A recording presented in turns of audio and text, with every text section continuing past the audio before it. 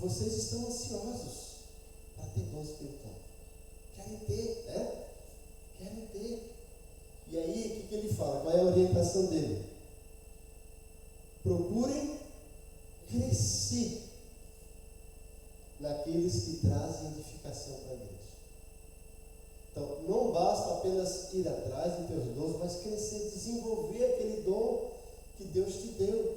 Porque a gente vai ver que cada dom tem múltiplas formas de ser usado. E cada vez que você vai usando, você vai adquirindo experiência, conhecimento, desenvolvimento. Então, cresça. Por isso, olha, zelo, critério e agora progresso. Veja a seriedade que é os dons espirituais. O que é importante para o crescimento da igreja. Paulo fala, busquem, mas faça uma busca com zelo. Tenha critério na hora de escolher. E escolheu, desenvolva, cresça. E olha, tudo é para edificação da igreja. Não é para autopromoção, não é para você aparecer. É para edificar o corpo. Pense como igreja. Ó Senhor, eu estou aqui para o Senhor me usar para edificar a tua igreja. As pessoas não, o Senhor me usa para eu aparecer. Não é isso, certo? Bom, procurar e progredir. Depois Paulo fala aqui, ó, deve ser uma busca motivada pelo desejo da edificação da igreja, como nós falamos, né? Para a edificação da igreja. E também deve ser uma busca ordeira. Além de ser criteriosa, tem que ser com ordem. Veja o versículo 40 do capítulo 14. É o último versículo, né?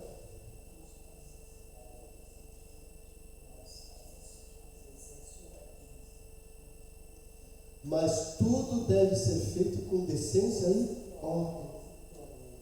Tanto a busca do dom, quanto o uso. Decência e ordem. Dom não é para escandalizar, não é para causar desordem, não é para causar confusão, não é para causar bagunça, para edificar, para esclarecer, é para solidificar a igreja, certo? Então, se nós olhássemos para esses textos com motivação e um coração aberto realmente para pensar, olha, isso que Deus quer da minha vida na igreja. É assim que eu vou fazer. As coisas aconteceriam melhores. Hoje a gente fica fazendo um papel praticamente de bombeiro, de ficar apagando incêndio, porque as pessoas ignoram isso, fazem tudo errado, e depois a gente tem que estar lá, corrigir. Começa a fazer. Gente, dá mais trabalho você corrigir uma coisa do que começar a fazer uma coisa certa. Então imagine você, começou a fazer casa, o Carlinhos entende disso, né? Você, não preciso de plumo, não preciso de nível, vou aqui. E começa a fazer, daqui a pouco vai perceber a parede está toda torta. Perdeu tempo, vai ter que derrubar, perdeu material, né? Então, se fizesse direitinho, vai demorar mais um pouquinho, vai, mas eu vou ganhar lá na frente. Porque eu não vou ter que refazer o trabalho e não vou perder o material. É assim a vida daí. É assim na nossa vida também. A gente às vezes, vou fazer assim mesmo. Eu sei, mas vou fazer assim mesmo. Vai dar problema. Né? E depois ali para consertar aquilo, meu Deus. Nós somos cabeça dura mesmo. E depois aí, então Paulo orienta. Então eu falo assim, é tão simples, mas as pessoas acham que não precisa mais da Bíblia. O Espírito Santo falou no meu coração. Cuidado com isso, porque a Bíblia fala assim, enganoso, mais do que todas as coisas é o coração corrupto. Ninguém o conhece. Então, aqui a palavra. Siga a palavra. Melhor remédio é isso, certo? Bom. É a mesma coisa quando a pessoa fala, o Senhor mandou te dizer isso. E às vezes nem é o Senhor, é a pessoa que está falando para ti. Que já uma amiga minha aconteceu isso. Ela falou, eu nunca recebi uma profecia assim. Irmã, não deu nada daquilo da pessoa. Porque Deus não falou, foi a pessoa que falou. A pessoa ficou assim, quer dizer, desacreditada, porque a outra ela falou que Deus falou. E Deus não falou nada. A gente vai ver no capítulo 14. Tomar muito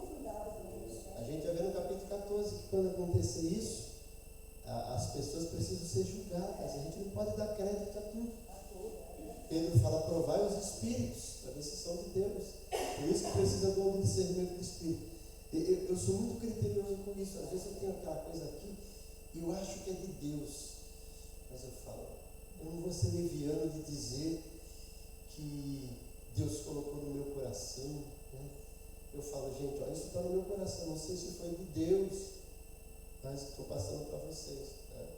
Eu acho, pelo menos está na palavra de Deus. Agora eu não vou dizer, ó, Deus mandou eu falar. Eu estou te falando isso aí, tá? Aceite não. Tem que ter muito cuidado. Eu vejo muitas pessoas, Deus colocou no meu coração, Deus mandou te dizer, será? A gente tem visto tantas profetadas por aí, tanta coisa. E a maioria é errada. Cuidado.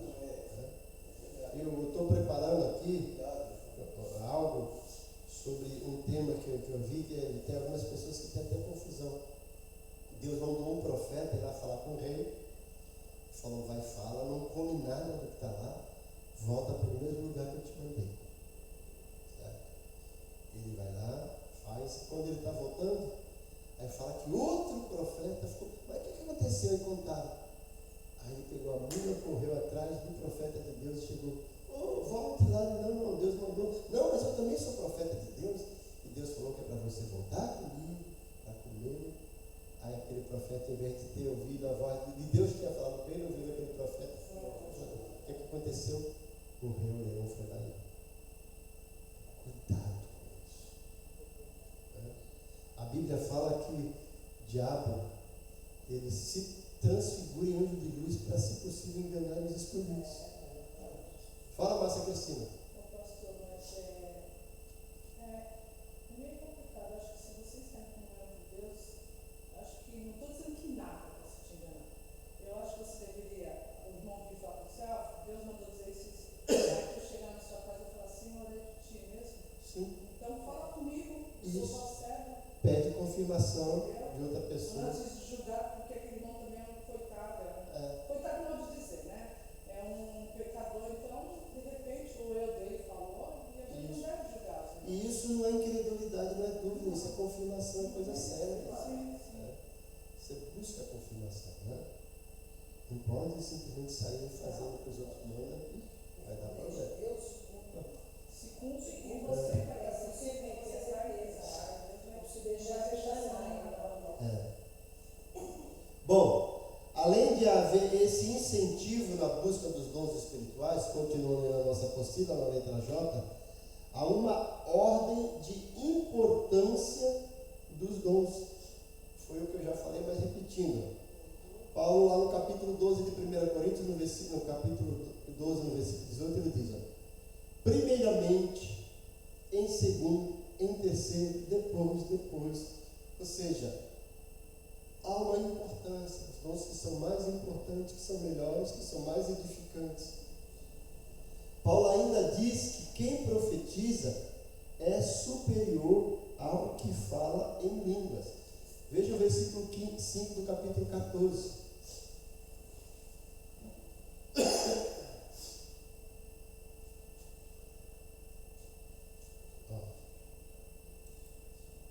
Gostaria que todos vocês falassem línguas, mas prefiro que profetizem. Quem profetiza é maior do que aquele que fala em línguas, a não ser que as interprete para que a igreja seja edificada. Presta atenção, gente, na sequência. No versículo 28 do capítulo 12, Paulo coloca o dom de línguas lá em último lugar, certo? E aqui no capítulo 14 ele ainda fala, profecia ainda é superior de línguas. Ou seja, o dom de línguas, gente, está lá no último lugar. Não deve ser menosprezado, certo? Mas está lá no último lugar. Ele tem a sua valia, a gente vai ver quando chegar no capítulo 14, né? Mas vamos dar a importância real àquilo que é importância. E hoje, como eu falei, muitas igrejas, em alguns segmentos, dão muito mais importância exagerada ao dom de línguas. Né? E até ainda coloca que línguas é uma evidência de quem é batizado com o Espírito Santo. Isso a Bíblia não mostra, tá? A gente até chega lá. Estou preparando um estudo para colocar no YouTube sobre isso aí. Mas continuando aqui, ó, item 3. Paulo orienta a procurarmos os melhores dons. Item 4. Os melhores dons são aqueles que possuem maior poder de edificação. Isso aponta principalmente para a profecia. E aí a gente vai chegar depois lá. Não é aquele dom de profecia, né? Tá? A gente, quando chegar no capítulo 14, vamos explicar. 5. Os ministros mais bem dotados espiritualmente são os apóstolos, os profetas e os mestres, porquanto esses são hábeis na edificação. Versículo 28 do capítulo 12 deixa lá bem claro, né? Mudando a página, agora a página 63.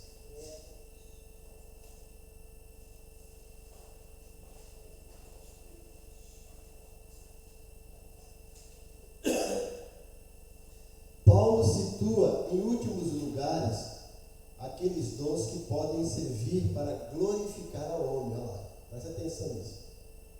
Para glorificar o homem, não glorificar Deus. Né? Quando abusados, como as línguas, os milagres. Isso não significa, entretanto, que ele tenha proibido o uso desses dons, mas somente que ele nos oferece classificações gerais quanto à sua utilidade na comunidade cristã. Paulo não está proibindo, né? Veja que ele começa assim, ó, não proíba ninguém profetizar nem falar em línguas, mas faça tudo com decência e ordem, certo? Então, a gente tem que ter cuidado com isso aqui, porque muitos dons podem ser usados para edificação da pessoa, para glorificação da pessoa, não glorificação de Deus. Principalmente línguas, profecia, dons de cura. O cara tem dom de cura, vamos lá, vamos atrás, né? E corre atrás. Em Deus, aquele camarada, cuidado com isso. Bom, o item 2. Vamos agora trabalhar os dons espirituais em detalhe, analisar cada um deles. Antes, porém, Bia, distribui bala aí, tira a oferta. Oi. Me ajuda aí também, Jesus, ele falava línguas, tem uma passagem que mostra que Não. ele só curou, né? Não. Ele curou, ele libertou. Não, sim, mas assim, de falar ao público coisas que eles não entendiam, eu não vi nenhuma passagem assim. Jesus chegou a falar em línguas assim, usando não línguas estranhas. Sim. Em nenhum momento a gente viu aqui. Ele às vezes estava falando com o próprio povo entendeu, mas ele usava expressões às vezes aramáicas, como Abba Pai, Efatá, lembra? Mas eram expressões que as pessoas conheciam, que a gente usa no dia a dia, né? Então, porque na época de Jesus tinha o grego, que era a linguagem universal de outros povos, o povo judeu falava o hebraico, mas também conhecia o aramaico, e quando eles foram lá para o exílio, aquela mistura, voltaram e ficaram aquela, né? Mas é parecido, é como se fosse uma espécie de dialeto. A gente usa no nosso dia a dia também, né? Você fala português, né? Mas dentro aqui do próprio português, nós temos várias expressões. Você está falando assim, oxi, o que é oxi? Todo mundo sabe, oxi, ninguém sabe explicar o que é oxi, mas todo mundo sabe o que é oxi. Porque são expressões, né? Vixe. E de um próprio lugar para o outro nós temos diferença, né? Por exemplo, assim, você vai lá no sul, isso é normal. Você vai no sul, aí as pessoas chamam a garotada de guris, piás, né? É isso? Olha o piazinho aí, a gurizada, né? Mulher de prenda. Eu fui uma vez lá no Gramado, eu fui no restaurante, eu estava procurando um banheiro para minha esposa. Aí procurando o rapaz, ali, a placa lá. Olha, a placa estava escrita assim, ó, prenda. Banheiro de mulher, não que é prenda, que eles chamam mulher de prenda, né? Prenda, é uma prenda.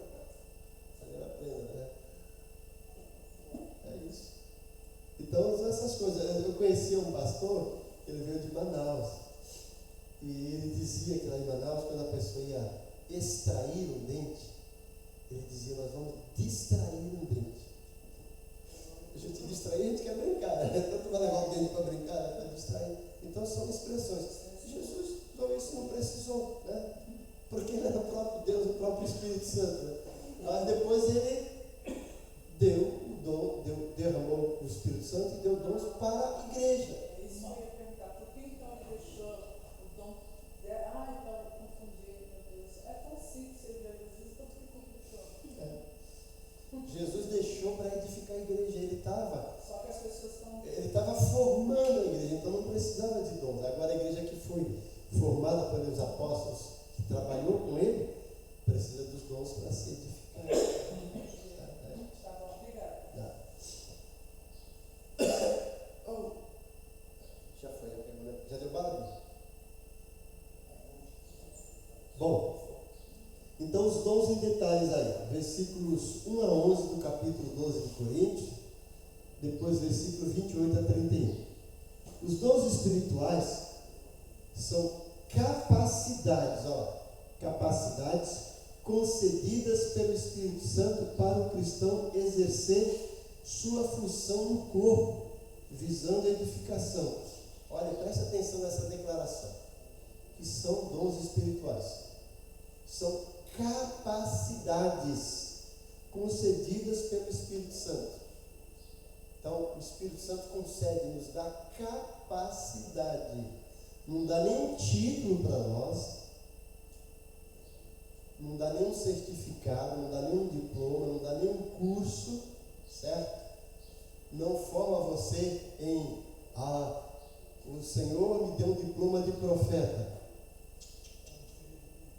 O Senhor me deu um diploma aqui de curar. Não, obrigado, não me faz. Não, sim, obrigado. Agradecendo.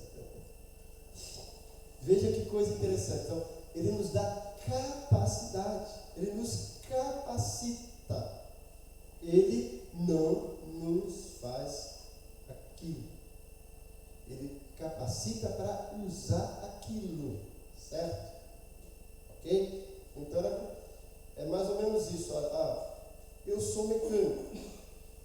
Deus não te faz mecânico, se fosse com dom. Deus te capacita para você trabalhar como mecânico, como se fosse aqui, em termos de dom, né? Então, Deus não te faz profeta, Ele te capacita para usar o dom do profeta, te capacita para usar o dom de profecia, certo?